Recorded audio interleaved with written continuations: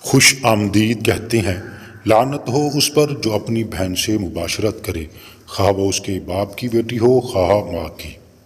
لعنت ہو اس پر جو اپنے ساس سے مباشرت کرے، لعنت ہو اس پر جو اپنے باپ کی بیوی سے مباشرت کرے، کیونکہ وہ اپنے باپ کے دامن کو بے پردہ کرتا ہے۔ بحیثیت مسلمان تم اپنے آپ کو نجس کرنے کے لیے اپنے ہمسایہ کی بیوی سے صحبت نہ کرنا۔ بحیثیت مسلمان تم اپنی پوتی یا نواسی کے بدن کو بے پردہ نہ کرنا، کیونکہ ان کا بدن تو تیرا ہی بدن ہے۔ بحیثیت مسلمان تم اپنی پھوپھی کے بدن کو بے پردہ نہ کرنا، کیونکہ وہ تیرے باپ کی قریبی رشتہ دار ہے۔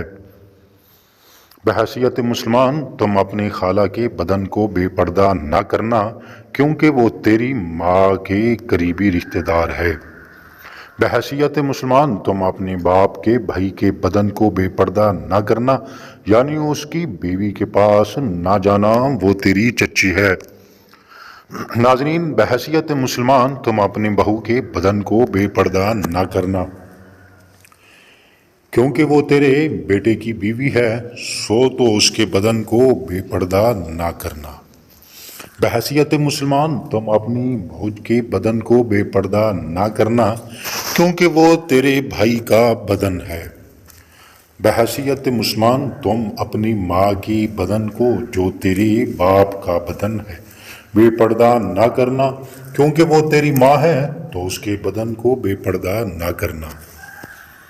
بحیثیت مسلمان تم اپنے باپ کی بیوی کے بدن کو بے پردہ نہ کرنا، کیونکہ وہ تیرے باپ کا بدن ہے۔ ناظرین کرام، اس ویڈیو کو اپنے پیاروں کے ساتھ ضرور شیئر کیجیے گا۔ ناظرین کرام، کمنٹ باکس میں آپ صلی اللہ علیہ وسلم کے 99 ناموں میں سے کوئی ایک نام ضرور کمنٹ کریں۔ ناظرین کرام، ہمارے چینل کو بھی ضرور سبسکرائب کریں تاکہ آنے والی نئی ویڈیو کا نوٹیفیکیشن آپ کو بر وقت موصول ہو۔ امید کرتا ہوں اب کافی لوگ اس بری عادت سے چھٹکارا حاصل کر جائیں گے۔